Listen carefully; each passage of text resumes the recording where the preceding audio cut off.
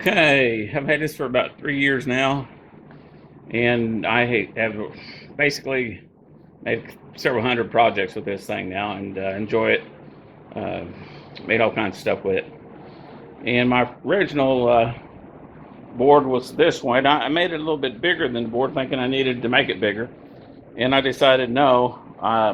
When you make this, don't make it any bigger. In fact, make it a half inch less than, or an inch less of the widest travel of this machine. This machine will do 25 by 25. So I've cut my board down to 24 by 24, which it was at 25, or probably about 26 by 26. And it was a little bit too long and a little bit too wide. So if you ever go to resurfacing it, which you will, you're going to need to resurface the whole board. So I got this down, and I could have resurfaced it, but I'd had about a 1/4 inch on each side, and then that was causing me some issues. So I didn't want to do that. So I took it all off, and I'd used these nylon nuts and washers before, and that worked out good.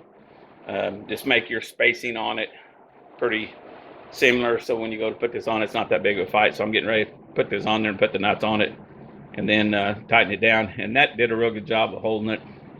First off, I marked the travel on my table, and what I did is I just put a V-bit in the collet, and I ran it down to the limits of all the way around it. So I marked right here is the mark, which is about the second rail from the edge here, and then this one right here, and I marked on the other side, and then on this side back here I did the same thing and marked that. So when I put this board on there, it's going to line up, the edges be real close to that, just slightly inside it, and maybe a half inch inside it and all the way around it. And then I'll bolt that down, so whenever I need to resurface it, I'll be able to resurface it all the way around it, put the planer bit in there, and that's as far over that V-bit. Now the planer bit will actually extend past that, but that's not that just doesn't work if you go past it. My problem is I had that width right, but I had the length of my table, I'll go almost going all the way down to the very end of it, with not, within an inch or two. So it was a little bit longer than the travel of my table. So, but anyway, I'm getting ready to put this board, this MDF board, back on it, and I got a piece of particle board to put on top of that. MDF is like $60 a sheet, and for a scrap board, I didn't want to put that kind of money into it, so I went with a cheaper board. And I'm gonna put this one on there, I'm gonna surface it, and then I'm gonna glue this one on it, the second one on top of it, and we'll see how that all goes. So there we have it. And the reason I put that second board on there is because sometimes if you put these shorter bits in there, and the height of this, depending on where you installed this on here, this bit, if it's not down in the collet far enough, your bit won't cut all the way down to what you want to do. So I learned I need to put 2 pieces of 3/4 inch material on here to make sure that my shortest bit was not going to be a problem. So no matter when I put it in there, I was going to be able to cut into that top scrap board. So to save yourself the trouble, and put 2 pieces of MDF or particle board down here on top of that. So these are a nylon hex nut. They're 1/4 by 20. I think they're a 1 inch long bolt, or nylon bolt nut, and then I've got the nuts over there on the other side. So I'll thread them through this sheet. I did recess this so the bolts will sit on there, and then I'll cut those off with the oscillating tool so that they're flush, and shoot a little super glue on there just to keep it. And to get them to come out, I just drilled them out with a Forstner, and that way I was able to pop this off there and redo it. So it worked out pretty good. And this is when I first started. This was my sacrificial board, but then it didn't take me very long to realize that I couldn't go down with my bits unless they're sticking way out of my collet. So I decided I would take care of that every time, because you'll forget about that. Anyway, that is what I'm up to, and let me get that done. All right, to put them on, basically I threaded the 3 on the front first, took the other 6 out. Now I'm going to put these other 3 in there and put them on the second hole, then slide it all that way, and then I'll put the 3rd row in. All right, well, I slid that first row in, got them hooked, and put the second row down here at the very start, and got them pretty well on it, and then slid it down. It started to get a little bit bindish, and so I lost it, and I missed them, so I had to pull it back up to here, and restart it again. But now I've got them all in there. I put my nuts on there real loosely. I'm gonna tap it into place. Probably just get a clamp and move it down into place while I gently tap it. And you'd be surprised, even 6 or 9 bolts that are loosely in it, they hold it pretty profoundly, so that you don't have to do much with it other than just tap it into place. So that's what I'm going to do. I'm going to bring the end of this down to this arrow here. That should line up to this arrow here, and we should have a pretty good level. Then I'll go through here and tighten it up, and then I'll flatten the surface just a hair, and we'll have that part of it done.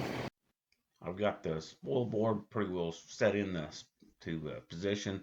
These are the nylon bolts and nuts that I have gotten, and we're inserting them, and just need 9 of them.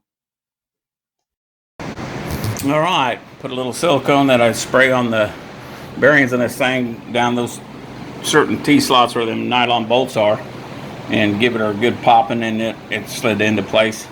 I've got it down to where the board's in about a 1/2 inch to 1 inch inside my marks on both sides, and that's pretty good. And it's basically going to be pretty parallel. It's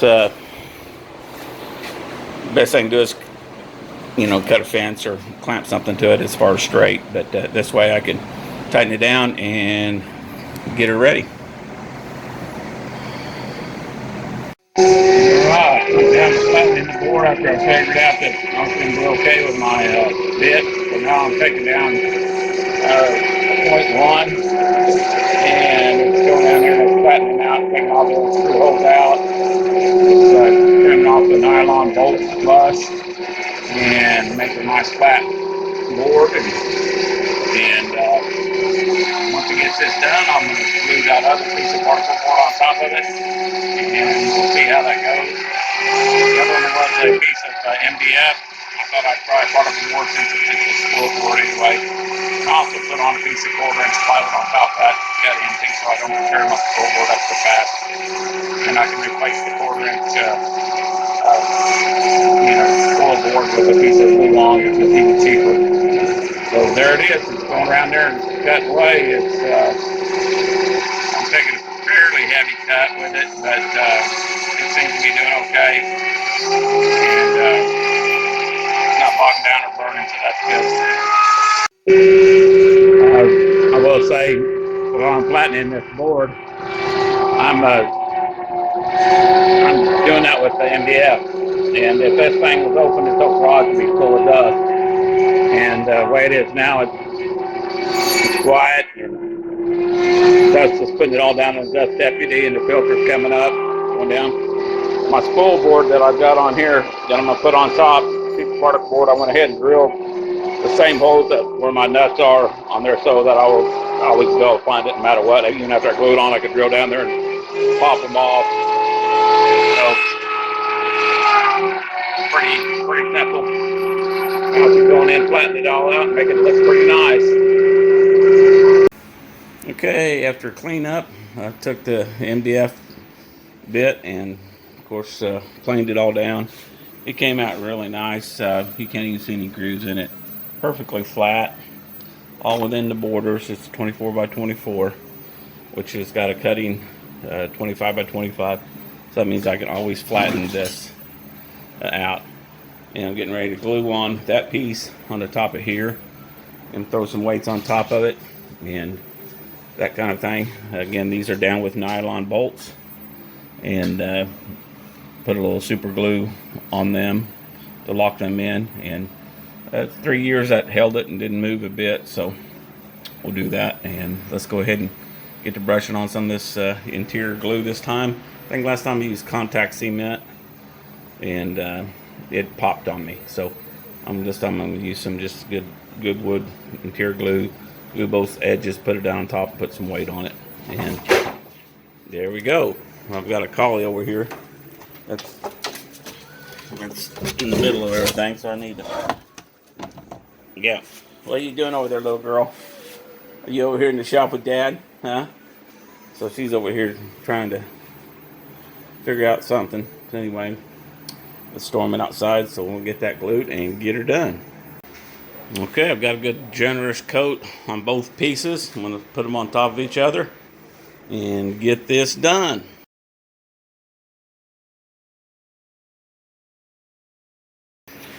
Alright, well, I committed the cardinal sin. I glued up both surfaces nice and thick. Now I've been cleaning glue run out all around this. I've wiped that off about 6 times over there, and it's probably that big around with glue. It's been oozing out of here. I've wiped it out 10 times.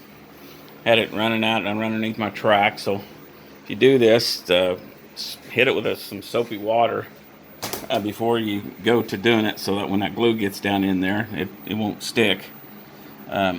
It kept moving around on me, so I shot a 23 gauge pin in all 4 corners and then one in the middle, and for alignment purposes shot about an inch and a quarter pin, and all it did just kept it from moving around. And I wiped around this thing 5 or 6 times with a soapy rag, and I wanted a good adhesion on this. The contact cement that I used, it had popped up on me, and then I was having some depth issues that you get, where it was like 1/8 inch difference between the bed. So and that was down in the very member of it, so I wanted to fix that and correct that. So I used this glue and instead of the contact cement, and so it should stay part of it when it's done here.